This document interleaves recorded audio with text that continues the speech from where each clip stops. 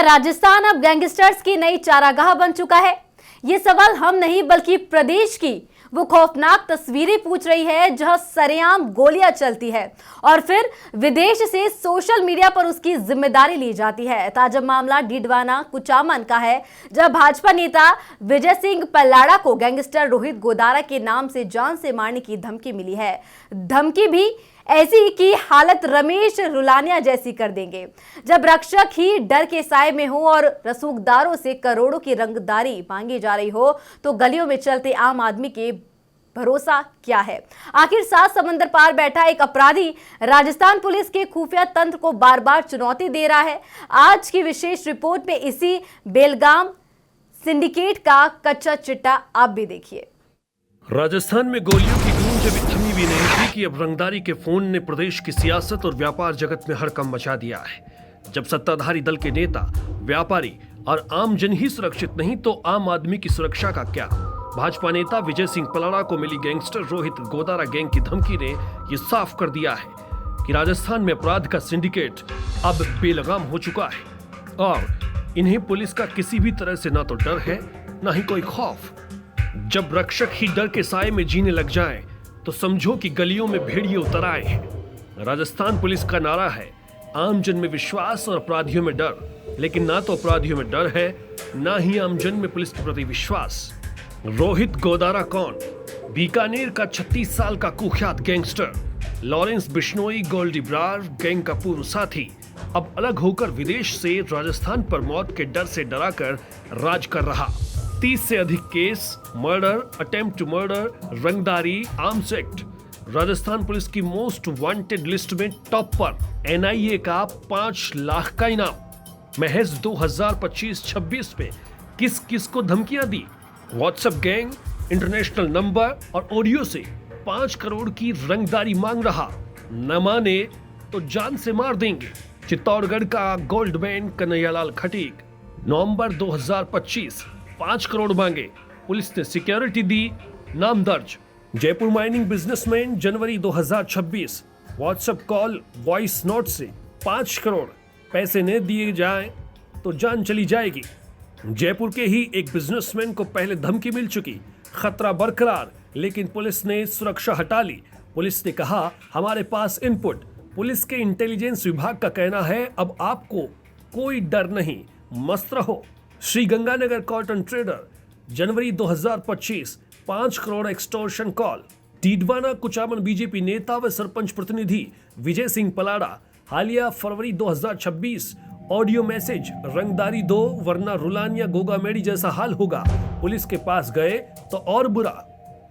हाँ विजय बना, जय माता जी की। राहुल बोलूं फतेहपुर, रोहित गोदारा ग्रुप हूँ। एक तो रोहित जी को और एक वीरेंद्र जी चारण को खास स्पेशल तारे खातर मैसेज है कि भाई भाईचारा सी बात देखो, ठीक है कोई ग्रुप खातर कोई मदद करता हो ना फाइनेंशियली तो बताइयो, काल तक तारो मैसेज को इंतजार करा। हाँ ठीक है ना, जय करे सोचता हो भाई और उन्हें मुन्ने दाएं बाएं दिमाग में आ रही हुए।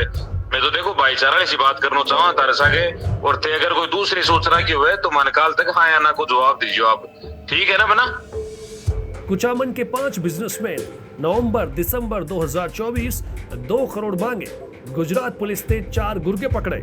आरपीएस अधिकारी से जुड़े इमरान खान दिसंबर 2025 पुर्तगाली नंबर से व्हाट्सएप थ्रेट, केस वापस लो वरना अपरिवर्तनीय नतीजा। लेकिन सच्चाई क्या है? बड़े मास्टरमाइंड गोदारा पुर्तगाल में बैठकर नया थ्रेट भेज रहा है, छोटे गुर्गे पकड़ लिए जाते हैं। पुलिस कहती है एक्शन ले रहे, लेकिन धमकियां रुक नहीं रही। आरपीएस अधिकारी वाला केस तो हाईकोर्ट तक पहुंचा। रक्षक ही भक्षक बन जाए तो क्या होगा? यह खौफ अचानक पैदा नहीं हुआ, इसकी जड़ें उन 3 कत्लगाहों में छिपी हैं जिन्होंने राजस्थान को पिछले 3 साल में दहलाया है। रोहित गोदारा गैंग ने कितने लोगों को अभी तक मारा? गोदारा खुद हाथ गंदे नहीं करता, गुर्गे भेजता है, लेकिन क्लेम करता है और अपना डर फैलाता है। 2022 पंजाबी सिंगर सिद्धू मूसेवाला, राजू ठेठ 3 दिसंबर 2022 सीकर, घर के बाहर सरेआम कत्ल, जिम्मेदारी ली रोहित गोदारा गैंग ने। सुखदेव सिंह गोगामेड़ी 5 दिसंबर 2023 जयपुर, घर के भीतर घुसकर हत्या, एक बार फिर मास्टरमाइंड वही रोहित गोदारा।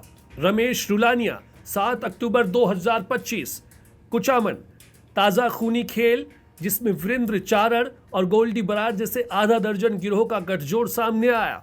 डीडवाना बिजनेसमैन रमेश रुलानिया दिन दहाड़े लोगों के बीच जिम में गोली मार दी। गैंग ने फेसबुक पर क्लेम किया 100 रुपए भी नहीं देगा, बोला था अब सबकी बारी आएगी। अमेरिका में सुनील यादव और भी दूसरे अटैक, हैरी बॉक्सर पर फायरिंग, गोल्डी बरार के साथ क्लेम। कुल कम से कम 5 हाई प्रोफाइल हत्याएं और दर्जनों केस शामिल। छोटे मोटे और यूएस केस मिलाकर 10 से भी अधिक। पलाड़ा को मिली धमकी और कुचामन में व्यापारियों का आक्रोश, ये दोनों एक ही सिक्के के दो पहलू हैं। प्रशासन की कार्यप्रणाली पर उठते ये सवाल अब तीखे होते जा रहे हैं। सीधे सवाल, प्रिवेंटिव एक्शन कहां है? पुलिस केवल घटना होने या धमकी मिलने के बाद रिएक्ट क्यों करती है? 7 समंदर पार बैठा रोहित गोदारा राजस्थान में अपना नेटवर्क कैसे चला रहा है? क्या हमारा साइबर सेल उसे ट्रैक करने में सक्षम नहीं है? खुफिया तंत्र का फेलियर किसकी जिम्मेदारी? क्या पुलिस के पास इन गैंगस्टर्स के स्थानीय गुर्गों की जानकारी नहीं है? पुलिस सुरक्षा के नाम पर लीपापोती क्यों करती है? पहले जिन्हें सुरक्षा दी जा चुकी, उनकी सुरक्षा वापस लेने के क्या मापदंड? सुरक्षा वापस लेने के बाद ये गैंगस्टर्स हो जाते हैं सतर्क और दे जाते हैं बड़ी वारदात को अंजाम।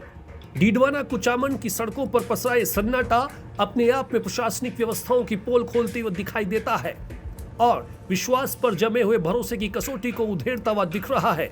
व्यापारियों और जनप्रतिनिधियों से मांगी जा रही रंगदारी के विरोध में जब पूरा शहर थमा तो वो एक चेतावनी थी। दिवंगत करनी सेना अध्यक्ष की पत्नी शीला शेखावत ने कहा था, धमकियों से डराया नहीं जा सकता, लेकिन सुरक्षा का भरोसा तो ठोस होना चाहिए। एक दौर में दाऊद इब्राहिम और उसकी डी कंपनी का नाम देश में अपराध का बड़ा नाम था।